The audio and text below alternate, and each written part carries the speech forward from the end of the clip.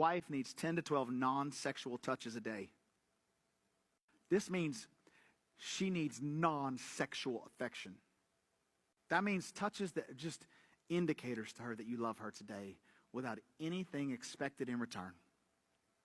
Find words to pursue her, words of affection. And I would even say touches of affection that are non-sexual.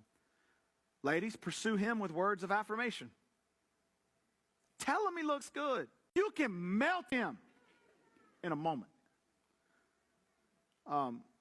Here's what I need you to hear, ladies. He's becoming what you see in him. You want him to get cleaned up more? When he's cleaned up, tell him how good he looks. You want him to lead more spiritually? When he goes to church on Sunday, takes your family to church, drives, and y'all go sit up. Thank you for taking our family to church. Stop telling him what he's not. So tell him what you see him becoming. Things to avoid in marriage. Let me give you 6 things you must avoid. Avoid it. It kills. Number 1, avoid shouting to each other. Shout. Avoid it. Something that will only take, why do you do this? I saw you do it.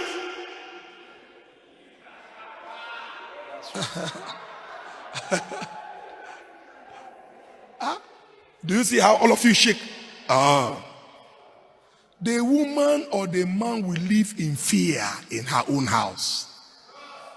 The children will live in fear in their own father's house. Why do you do this now? This is not right. This is right. Number 2, do not insult your partner. Insults. Idiots. Get out from here. Nonsense. Stinking son. Stinking. You stink, man. Using grammar to bring problem. Avoid it. Avoid word like never. I will never do it. Kai, it's small. 5 alphabets. But powerful. Babe, please can you get me this? Never. I will never do it. It's a cancer to the bone marrow. Where people marry, but they are still single. They are behaving single, their mindset is single, everything is single. You're not accommodating another person in your life. I have also said it, let me say it again, that once we don't understand that marriage is actually service to one another. When you get into marriage, you have to be more interested in your partner, what makes them happy, what they expect, than you what you expect. Now, just imagine if 2 people woke up and they said, how can I be a good wife to my husband?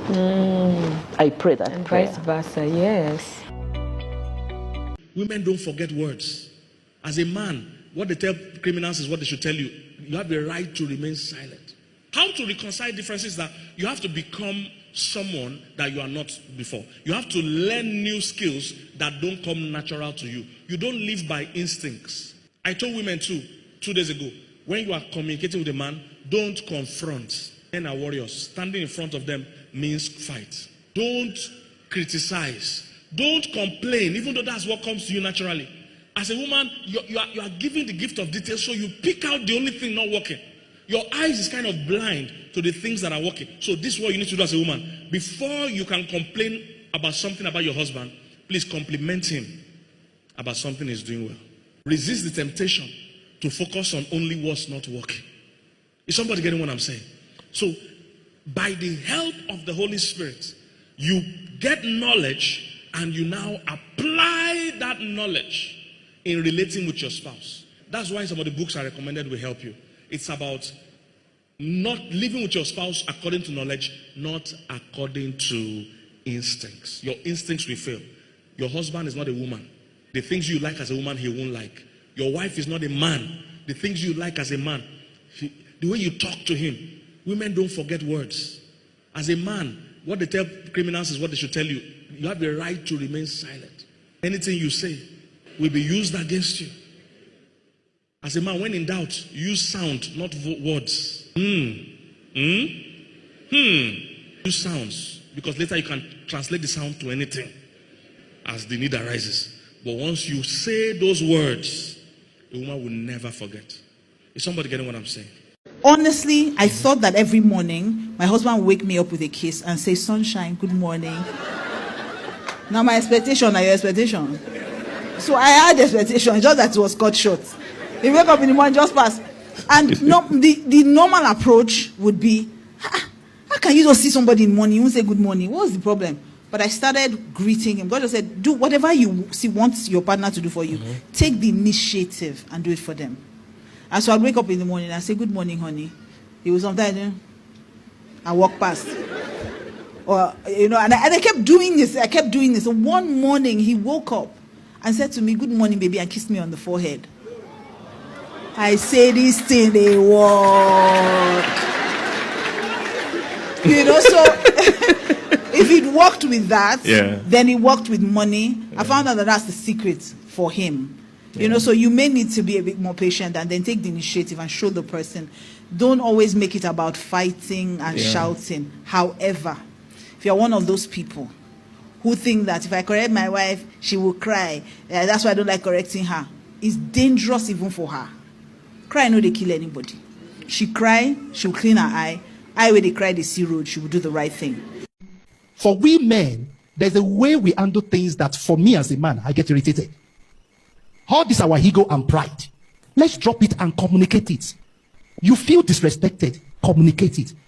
Oh, you feel disrespected. How did you feel disrespected? That how? Because the woman will say, what is it? What am I doing that make you feel disrespected? Because you yourself know that particular thing, if you say it, it looks childish. You won't want to say it. I'm telling you, yes. It looks childish. I may be hitting us, even though I'm a man.